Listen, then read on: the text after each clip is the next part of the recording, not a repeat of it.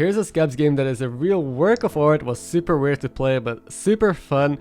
You'll see what I mean, but first of all, there's an Azov in the lobby, so we could hero power on one and steal a fish already, but I do end up going for token because otherwise my next turn is super awkward. Fish is actually not that good, token is better, and as a special this Finley is also in Azov, so you have a double Azov lobby, meaning we can steal some fish if we get lucky. But yeah, I did go for token because otherwise this turn is really awkward when with my money, like I have to sell, hero power, buy. Fish isn't even that good to have early, but anyway, this game also was played on Twitch, small reminder. If you prefer catching these live and joining in on the chat and the debates, then don't forget to check out the Twitch down below, or subscribe to the channel, since most people actually watch these videos are still not subscribed, so if you want to help me out, you can do it that way. And we've been hero powering into tokens, which is not that much tempo. It's a 1-1, but it's a bunch of pairs. So we got a pair on a Murloc now. I'm actually keeping the 1-1 in hand since it doesn't really benefit me too much playing it here. Since usually this turn I'll buy 2, like hero power, buy, stay down a turn. And what happens then is I would have my 1-1 on board and I can only play 1 card. So keeping the 1-1 in hand, so this turn I could play 2 strong units is the play. But change of plans. We actually hero power into triple Tabbycat. I'm gonna roll here, and this is garbage. So normally I would stay down and buy 1, but I came to the conclusion that if I roll again and hit nothing, I'll just level instead, keep the triple in hand, and now I guess I'll play the 1-1 since it doesn't actually hurt playing it anymore.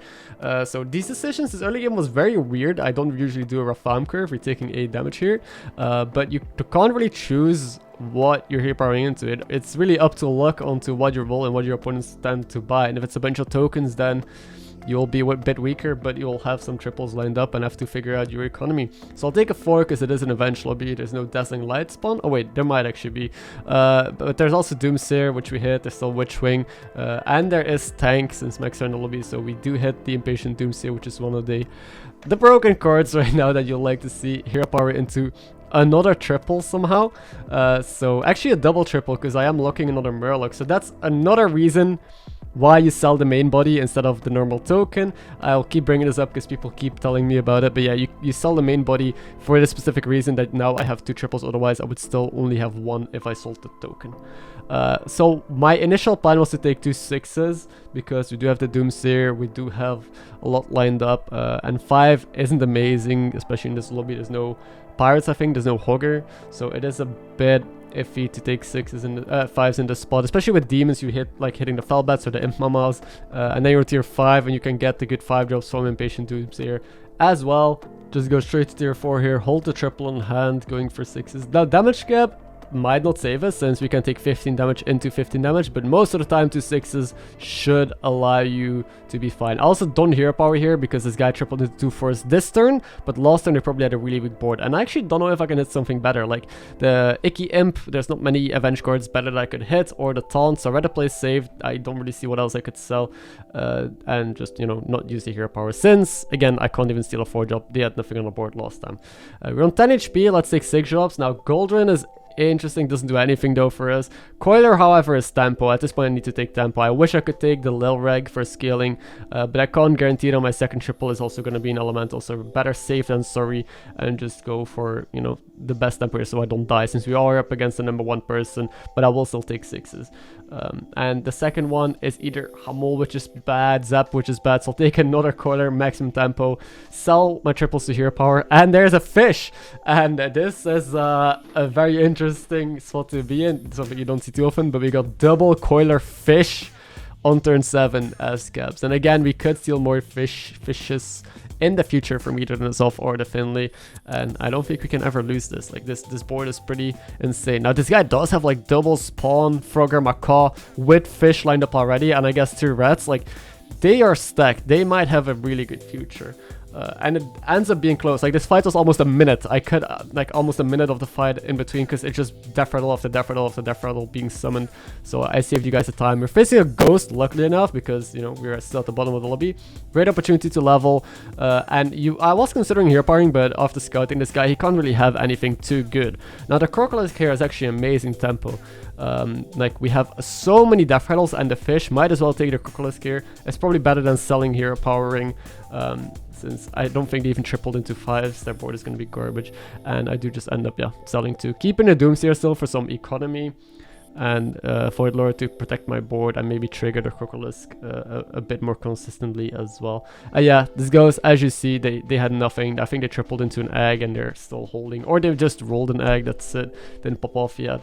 And we just got an icky imp from the Doomsayer. Only one trigger, sadly. Our shit got sniped pretty early, or they were just very weak. And now Hero Power also pretty trash. I'm not gonna go with Juggler Demon stuff. That seems like a waste once you're on tier 6. Instead, I guess I'll take the pair. But what are we doing, right? Like, we are just tempo. We just have like strong shit, I guess, like beasts with a bunch of event scaling and deferral synergies, but we don't really have a way to pop off. So the first thing that pops in mind is probably beasts like Goldrin, Macaw, because we got the fish.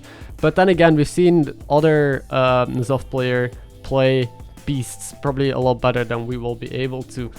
So instead, you know, Maxwell's never heard. We can always reborn them. We can go into poison, whatever. There's a reborn already, so that's great. And we'll probably not die because, you know, we still have the double coiler fish. One issue though that's a bit awkward is that my Void Lord pops first.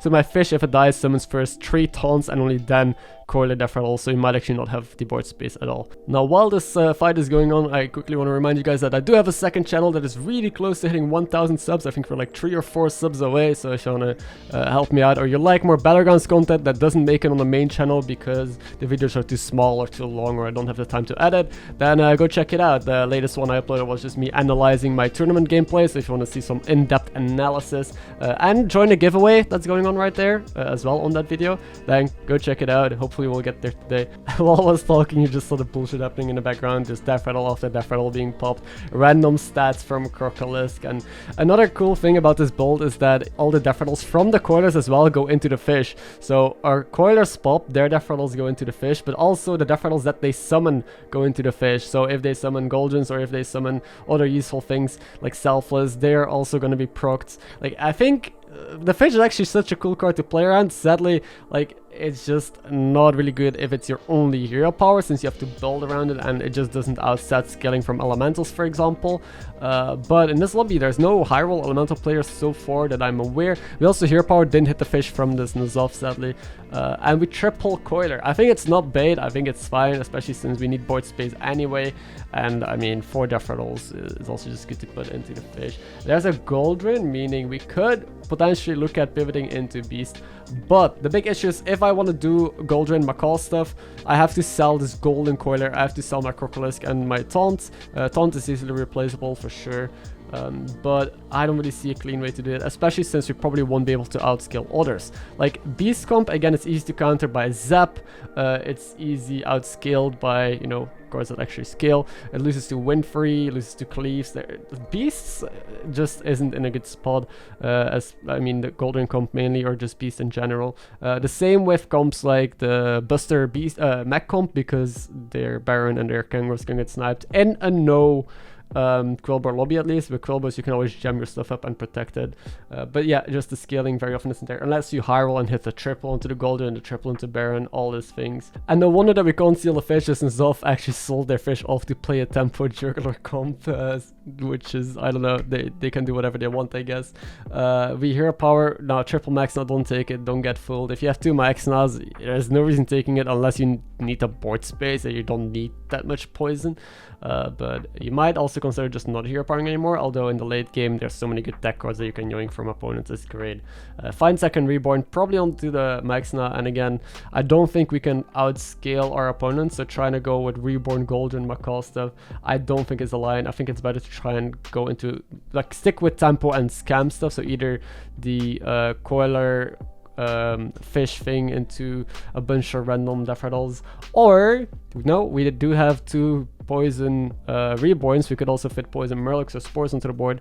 Go with Selfless. The Crocolisk scaling fell off. The only actual death rattle stuff that we have is the coilers, so I don't think I'll really make too much use of a single non-golden Crocolisk. But the Selfless, on the other hand, it might shield one of our poisons and it goes into the fish. Now, what I'm looking for, I guess, is Baron. Baron would be great here to double the shields, to double the, I guess, golden value, but that's not the main thing I need right now. But also to just double the value that I get from the Coiler Death Rattles. And once again, all these Death Rattles go into the fish, so if the fish dies here, which you'll see, it will summon, well, first the stats onto the Maxna from the Goldrin, then the shield onto Maxna, then the Coiler, and then, you know, it triggered a Frogger Death Rattle as well. It triggered like the what's it called, the the 2/2 demon. It's some of the Crocolisk, which, you know, just adds onto it, and we're able to, with that value, just beat this this demon Gallywix. It's a top 3 already with one of the weirdest, funniest, and crankiest builds I've played. We know we're up against a N'Zoth that is still on 43 HP, so that means they're high rolling their ass off. We see that they have Baron, McKaw, and still their rats, so they are clearly going with the Frogger build still. The Baron finally will be of use to us, and that means that Zap is gonna be good. So this hero power of Scabbs, like, it gives you a lot of economy and value, but it, on top of that, it gives you scouting information. You know that Zap is gonna be guaranteed useful because we know they have a Baron, which is yoinked. There's not a Reborn, which I don't think is worth it. I skipped the Goldrin here. I didn't take Baron Goldrin, meaning I don't think the Reborn gets value. Like, reborning Coiler never gets value, reborning Fish also rarely gets value, and I don't think stats matter against this lost opponent. So also, if I try to like fit too much on the board, like I can't fit Baron right now, I have to make decisions. These turns are super hard. I was breaking my head every single turn. This guy just got owned by our Zap. But like, what is best? I don't know if we need the stats against him. I would assume not. So instead, I opted to go for the shields with poison route, like go more of a scam build, since that is most consistent and that beats most things late game. Zap is guaranteed good. I don't think Baron would be better than anything I have on the board currently, because if I... what do I replace with it? Like, if I replace Scholar with it, I lose so much potential to scam, and so much Baron value as well. Self is probably too good. Like, the shields onto poison are too consistent. Jan has actually died to a ghost, so it's a top 2 just against the other beast players, so we know that we're fighting the same opponent again. They can't really make too many upgrades except for like Golden Frogger, maybe Golden Macaw, Golden Baron. We just hero powered stole Macaw. I don't think Macaw is ever useful, and now I'm thinking of what to sell because I really want to try and fit Baron, or if it is even worth it. Like, what, like, pause the video and figure out what you would do. Leave it in the comments below. I know that people in chat were suggesting a bunch of different things. I was breaking my head. But I think the best thing to go is probably Selfless Hero, since our opponent has a bunch of Death Rattle stuff, like the Rat Pack, the rats, so they summon a bunch of other things, and they're not that big in stats. Meaning, because we zap their scaling essentially, meaning that a Baron probably is going to end up doing better than Selfless, as the shields from Selfless will barely get value, just hit small tokens, and then, you know, what's the point? Instead, the stats from Golden might actually matter against his final opponent, and the extra Coiler potential and Death Rattle scam stuff might also just help clean up his board and deal enough damage to kill them here. So, I'm gonna let this fight play out. As we can see, they just have nothing after we keep zapping them. They have no way to play around it either. They could zap us as well, but we are way better off because I actually don't even need my Baron that much. And our MarkMcKz might play around him zapping our fish as well. Look at how strong we are right now. Look at how little they can do to us. Now they just have this fish left, which is just gonna summon a bunch of random beasts, trigger like their Frogger a little bit. I'm scouting their board here, and yeah, they have no way to combat what we're able to put on the board. So purely because of matchup and because of teching, you gotta figure out what the best play is every late game. Too many people ask me, oh, this Selfless is better than this is better than this. Like, people have this set idea of what is better, what is worse a card, but you can't tell that without the information of your opponent's board.